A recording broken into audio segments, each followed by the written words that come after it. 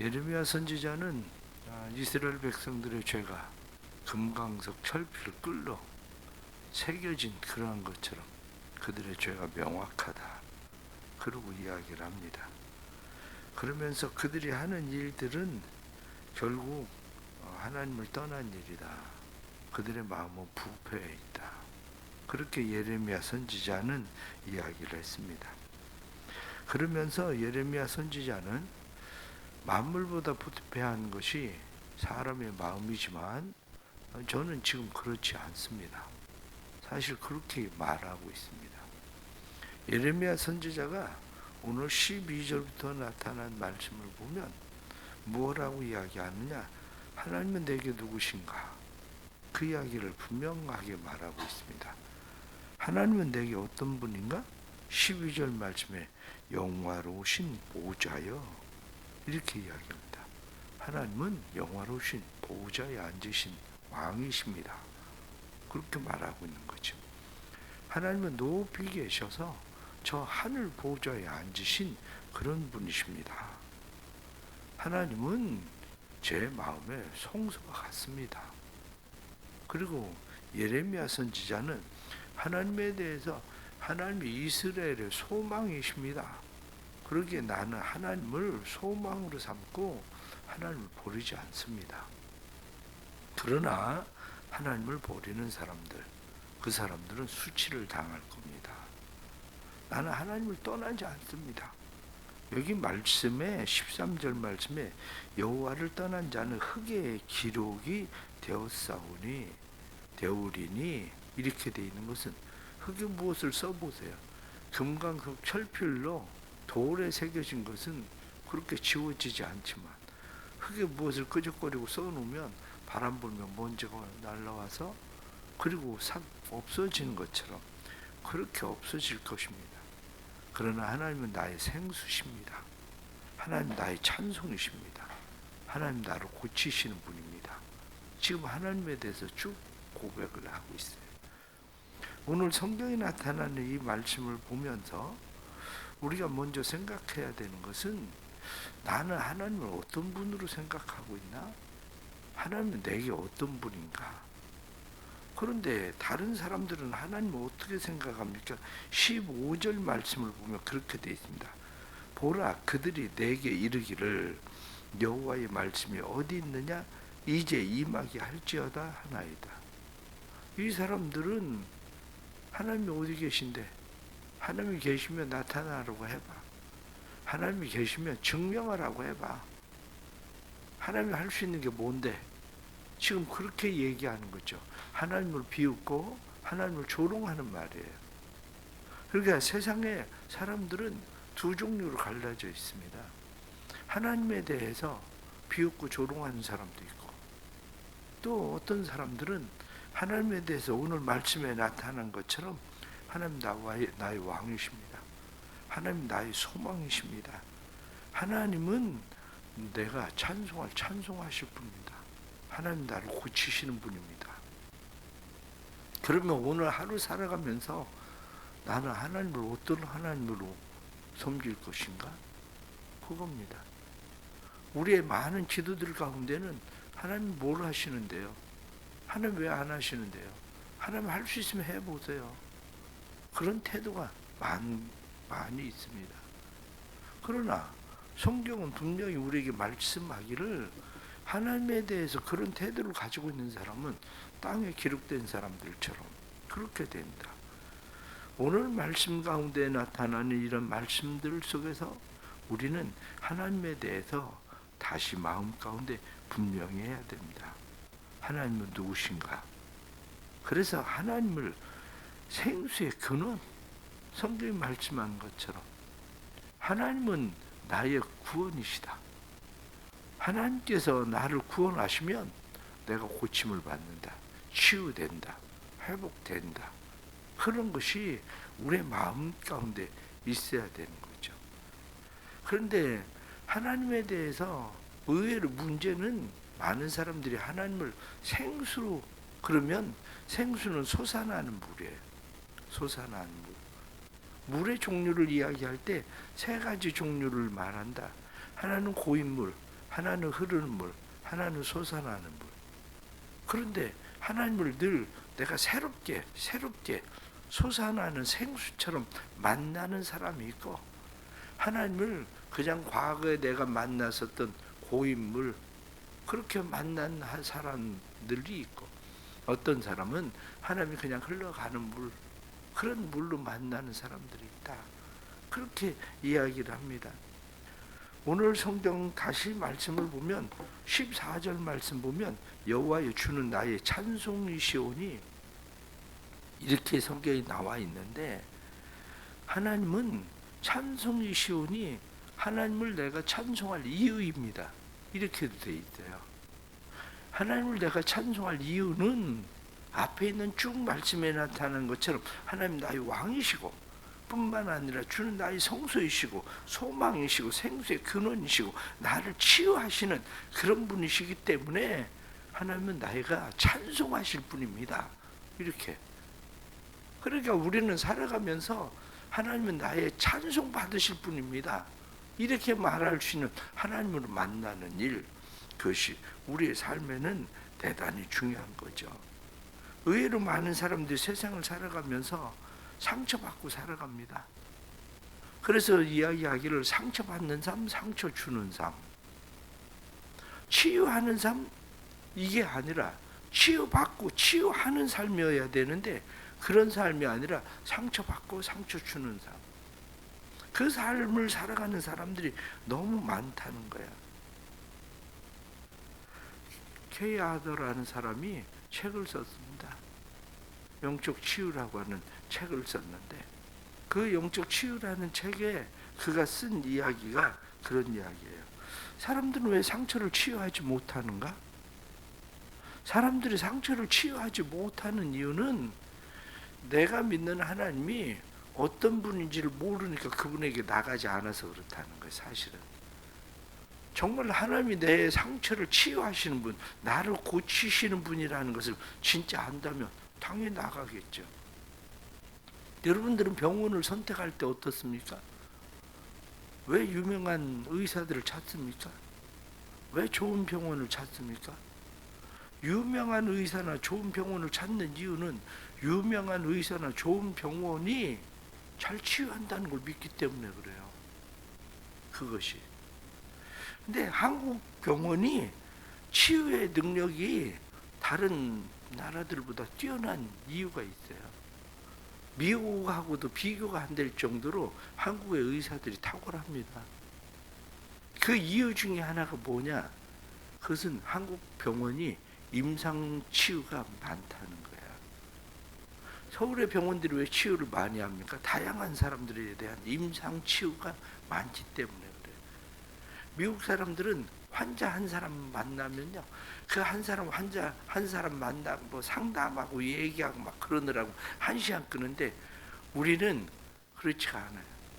우리는 10분이면 그냥 끝납니다. 우리는. 왜냐? 웬만한 건 임상 치유염이 된 사람들은 몇 분이면 끝나요. 몇 분 얘기하다가 가서 처방 좀 받아가세요. 그럼 끝나요. 수술도 외국에서는 수술이 굉장히, 이 사람들이 오래 걸리고 수술이 많지가 않습니다. 우리나라는 막 수술을 막 하루 종일 막 새벽까지 하잖아요. 임상 치유가 많아서 그래요. 그렇게 생각하면 하나님처럼 임상 치유가 많은 분이 어디 있겠어요?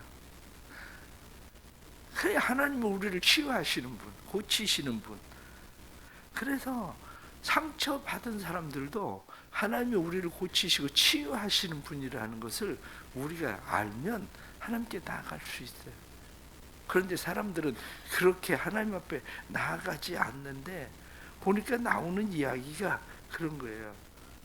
사람들이 상처를 받는 이유 6가지를 이야기를 했는데, 그 6가지 쭉 보면 첫 번째, 대인 관계 문제, 그렇게 돼 있어요.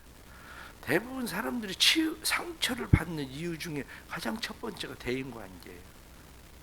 대인 관계가 불편하기 때문에, 대인 관계가 스스로 어렵기 때문에 상처를 받는 거예요. 다른 사람이 상처를 주려고 해서 상처를 받는 게 아니고, 내가 대인 관계가 어렵기 때문에 상처를 받는다는 겁니다. 두 번째 이야기하는 것은 자존감 저력. 내가 자존감이 떨어져 있어요. 내가 자존감이 떨어져 있어서 내가 돈이 없어도 당당하고 떳떳한 사람, 에이, 돈도 없으면서. 그러면 맞아, 나 돈 없어. 그냥 편하게 얘기해요. 근데 진짜 돈 없는 자존감이 떨어진 사람은요, 이 돈도 없으면서 그러면 그래, 넌 돈이 얼마나 많은데, 어? 넌 돈이 도대체 얼마나 많은데, 그러고 싸우자고 달려들죠. 왜냐? 그게 자존감이 결여돼서 그래요. 자존감. 세 번째, 부정적인 말과 태도. 자기 말, 자기 태도가 부정적이라는 거예요. 그런 사람들은 늘 상처를 받는다는 거예요. 상처를. 그 다음에 네 번째, 우울과 강박적 사고. 우울감이 있고 강박적 사고를 가지고 있으면 그런 사람들은 상처를 많이 받죠. 이 강박적 사고라고 이야기하면, 강박적 사고는 사람들이, 어떤 사람은 완벽주의가 되려고 그래요. 완벽주의가 되려고 하다가 보니까 완벽하지 않으면 스스로 상처를 받아요. 다른 사람이 완벽하지 않은 것만 봐도 상처를 받아요. 혹시 여러분들 강박적 생각을 가지고 있는 사람, 어떤 사람들은 강대상에 배너 내려오는 거, 아니면은 그 강대상에 내려오는 그런 거 삐뚤어졌든지 말든지 신경도 안 써요. 그런데 예배 시간 내내 그것만 쳐다보고, 저거 내가 올라가서 반드시 잡아야 되나 말아야 되나 그 생각하는 사람도 있어요. 그 반드시 안 돼 있어요. 지금 상처받아가지고 그런 거예요. 그게. 그러니까 네 번째까지가 다 얘기하는 것이 뭐냐면 자기 문제라는 거예요. 다른 사람이 상처를 줘서가 아니라 자기 문제. 다섯 번째는, 그런 사람들은 하나님과의 감정이 좋지 않다는 거예요. 신앙생활을 하는데도 하나님에게 은혜에 감사하고 그럴 게 아니라 하나님에 대한 감정이 좋지 않아요. 하나님이 나한테 왜 이렇게 하지? 하나님이 나한테 왜 나를 힘들게 하지? 하나님은 나한테 도대체 해주는 게 없어. 늘 하나님에 대한 감정이 좋지 않은 거.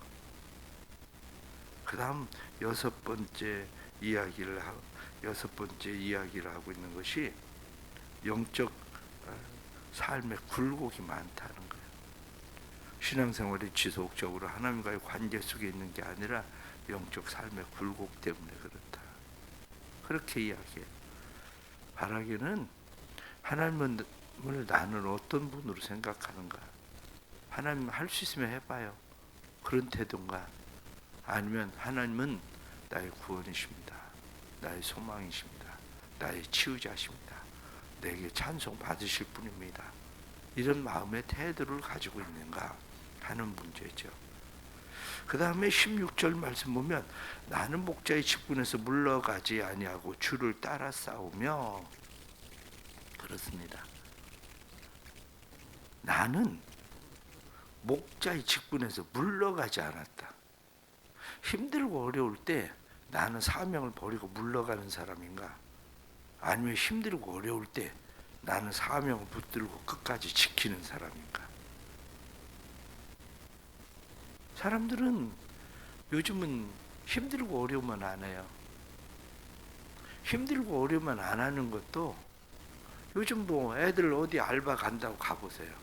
조금만 힘들면요, 그 다음날 전화도 안 하고 안 와요. 주인들이 아예 요즘 젊은 애들 때문에 세상 말로 돌아가시겠대요. 왜냐, 애 뽑아놓으면요, 아이 다음날 전화도 안 해. 그러고 안 와버려. 요즘 아이들 조금 힘들면요, 안 합니다. 그런데 그게 하나님 앞에서도 그래요. 하나님 앞에서도 어떤 내가 맡은 사명과 직분이 있는데, 책임이 있는데 조금 힘들면 안 해. 요즘 교회들도 그래, 힘들대요. 심지어는 막 교회 부장시켜도요, 조금 힘들면 부장도 그냥 중간에 때려치우고, 장로 시켜도 장로도 때려치우고 허다해요, 사람들. 예전에도 저희 교회 장로님 세 번이나 장로 그만둔다고 세 번이나 도대체 뭘 그렇게 힘들어서 세 번씩이나 장로를 못하겠다고 결혼하죠? 도대체 왜 그러는데? 예레미야를 보세요. 예레미야. 걸어서 이라크까지, 이스라엘에서 이라크까지 걸어가서 그 허리띠 묶고 오라고 그래도 그거 묶고 오잖아. 응? 도로 가서 찾아오라니까 그거 찾아오고, 결혼하지 말라니까 결혼 안 하고. 내게 주어진 직분, 사명, 그걸 귀하게 여길 줄 알아야, 그래야 하나님께서 나를 귀하게 여기시는 거예요. 하나님이 내게 주신 직분이나 사명을 귀하게 여기지 않는데, 사도 바울은 뭐라고 이야기합니까? 내가 이 사명을 마치려 하면 내 생명을 조금 더 귀한 것으로 여기지 않는다. 그러면서 사도 바울은 끝까지 그 사명을 감당하려고 하는 거. 아니 목사님, 감당이 하고 싶죠. 그런데 힘들어서 못하겠는 걸 어떻게 해요? 맞아요. 힘들어서 못하겠어서 못하는 거지. 안 하려고 못하는 것보다 너무 힘드니까 못하는 거지. 그런데 너무 힘들다고 생각하지 말고 기도 안 해서 못한다는 생각을 하셔야 돼요. 기도를 안 하니까 못하는 거지. 힘들고 어렵다고 그 생각만 하니까, 힘들고 어려우니까 기도하는 겁니다. 그게 그렇게 쉬우면 뭐 기도할 일이 뭐가 있어요? 힘들고 어려우니까 기도하는 거지. 사명 감당하는 일이 어려우니까 기도하는 거지. 그런데 기도는 안 하고, 그리고 힘들고 어렵다고 못하니까. 그러니까 요즘 젊은 아이들 보세요. 요즘 젊은 사람들만 아니라 이 나라 국민들 보세요. 힘들고 조금 어렵다고 일 안 하고 맨날 가난하다 소리만 하고. 교인 중에 한 사람 그러대요. 지금도 나가면 목사님 15만 원은 벌어요. 나가면 15만 원이야 벌지. 그런데 힘들으니까 안 하니까 그렇지. 응? 농촌에 깻잎 따는 사람만 해도, 응? 깻잎 따려면 쭈그려 앉아서 깻잎 따는 게 어디 쉽겠어요? 그런데 힘들려고 안 하니까 그런 거지. 문제는 신앙도 마찬가지입니다. 하나님이 나를 귀하게 여기게 하려면 내가 하나님께서 주신 사명을 귀하게 여겨야 돼요. 예레미야는 말하잖아요. 보라, 예레미야는 나는 목자의 직분에 대해서 물러가지 아니하고, 물러가지 말고. 그래서 히브리서는 우리에게 말씀하시기를 오직 나의 의인은 믿음으로 말미암아 살리라. 뒤로 물러가면 내가 저를 기뻐하지 아니하리라. 그리고 말씀하잖아요. 뒤로 물러서지 않는 믿음, 그게 필요한 겁니다. 마지막 하나는 오늘 뒤에 18절 말씀을 보면 나를 박해하는 자로 치욕을 당하게 하시고 나로 치욕을 당하게 하지 마옵소서. 그들은 놀라게 하시고 나는 놀라게 하지 마시옵소서. 재앙의 날을 그들에게 임하게 하시며 배나 되는 멸망으로 그들을 멸하소서. 이 기도를 들으면 이런 기도를 해도 되나 싶은 정도로 기도가 하나님 그 사람들 배나 멸망하게 하소서, 뭐 이런 기도를 해도 되나 싶은 정도로. 예를 들어 생각해 보세요. 제가 기도할 때 하나님 말 안 듣는 교인들 하나님 고난 좀 당하게 해주세요. 배나 멸망 당하게 해주세요. 이렇게 기도하면 그 옳겠어요? 이 기도가 우리가 이야기할 때 시적 표현이다 이렇게 이야기를 해요. 시적 표현. 개인적으로 지금 복수를 구하는 기도가 아니고, 하나님 계시면 해보세요. 하나님 어디 계신데요? 이렇게 하는 사람들 하나님 보복하세요. 그 기도가 아니고, 이 기도의 내용은 공의를 구하는 기도, 그렇게 이야기합니다. 하나님의 공의를 드러내십시오. 그렇게 말하는 거죠. 사람들은 하나님께서 공의를 드러내시지 않으면 무엇이 선이고 무엇이 악인지를 모르는 거죠. 어린아이들은 어떻습니까?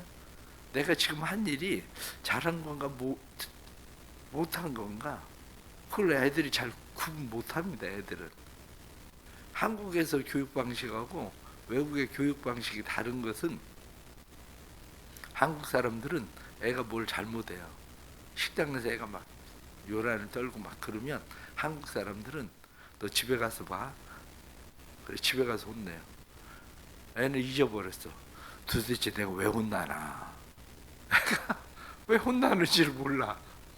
다 잊어버렸거든. 외국 사람들은 그러지 않아요. 그 자리에서 애를 혼내요. 애들이 창피할 정도로, 면박을 받을 정도로 그렇게 혼을 내요. 우리나라 사람들 그러면 애 기죽는다고 그러죠. 그렇지 않아요.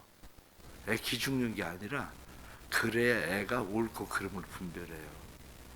그게. 그러니까 그걸 옳고 그름을 구별하게 하는 거, 그거는 혼이 나야 옳고 그름을 알죠. 지금 예레미야가 하고 있는 기도는 어차피 그 사람들 멸망당하기로 돼 있는 거 아닙니까? 그런데도 예레미야가 왜 이런 기도를 하겠습니까? 예레미야가 이런 기도를 하는 것은 하나님 공의를 드러내십시오. 하나님의 공의, 하나님의 의가 어디에 있는지 하나님 드러내십시오. 그런 기도를 하는 거죠. 여러분, 힘들고 어려울 때, 누구에게 억울한 일을 당하고 그럴 때 저주하는 기도가 아니라 공의를 구하는 기도를 하십시오. 하나님의 옳고 그름을 구분할 수 있게 해주세요. 누가 옳은 일인지 하나님 그거 알게 해주세요. 이렇게 공의를 구하는 기도, 이러한 기도가 우리 가운데도 필요한 것이죠. 오늘 주시는 말씀 기억하면서 나는 하나님을 어떤 분으로 생각하고 있나? 말씀에 나타나는 것처럼 나의 피난처시다. 그렇게도 이야기합니다. 17절 하반절 말씀 보면 재앙의 날에 주는 나의 피난처이시니이다. 내가 하나님을 어떤 분으로 생각하는지 다시 한번 살피시고, 그것뿐만 아니라 나는 내게 주어진 직분을 잘 감당하고 있는가 살펴보시고, 내가 하고 있는 기도는 어떤 기도인가 우리를 다시 돌아볼 수 있는 그런 은혜가 있기를 바랍니다. 기도하겠습니다. 하나님 아버지, 우리에게 은혜를 베푸셔서 그 사랑과 그 은혜 안에 거하게 하시니 감사합니다. 주는 나의 왕이십니다. 주는 나의 성소십니다. 주는 나의 피난처십니다. 주는 나의 소망이십니다. 주는 나의 치료자이십니다. 그러기에 우리는 이 새벽에도 주께 나와서 주님 앞에 머리를 숙입니다. 주님은 우리를 찬송받으실 분이시니 우리가 오늘 하루도 주님을 찬송할 수 있도록 하나님이 하나님 되심을 보게 해 주옵소서. 오늘도 맡겨주신 직분들, 때로는 힘들고 어렵고 다른 사람들에게 비난을 받고 때로는 두려운 일일지라도 사명 잘 감당할 수 있도록 도와주시고, 우리의 직분을 게을리 여기지 않고 주어진 직분 잘 감당해서 뒤로 물러서지 않도록 도와주옵소서. 뒤로 물러서면 내가 저를 기뻐하지 아니하리라 하셨으니 뒤로 물러서지 않는 믿음으로 살 수 있도록 인도해 주옵소서. 또한 하나님 앞에 간절히 기도합니다. 우리의 기도가 하나님의 공의를 나타내는 기도 되게 해 주옵소서. 그래서 세상 많은 사람들이 하나님은 살아계시고 우리의 살아계신 하나님이심을 볼 수 있도록 은혜 베풀어 주옵소서. 오늘은 노예도 있는데 노예 가운데 함께 하셔서 노예가 모든 교회들을 돌보는 노예 되게 하시고, 노예를 통해서 하나님의 나라가 각 교회들 가운데 아름답게 이루어질 수 있도록 역사해 주옵소서. 새벽에 기도를 들으시는 주여, 우리를 치유해 주옵소서. 우리를 고쳐 주옵소서. 우리의 치유자, 우리의 의사, 우리를 회복케 하시는 분께 나왔사오니 새벽의 기도가 주께 상달되게 해 주옵소서. 예수님의 이름으로 기도드리옵나이다. 아멘. 말씀 의지하고 또 함께 기도하겠습니다. 자비하신 하나님 아버지, 또 말씀 의지하고 기도합니다.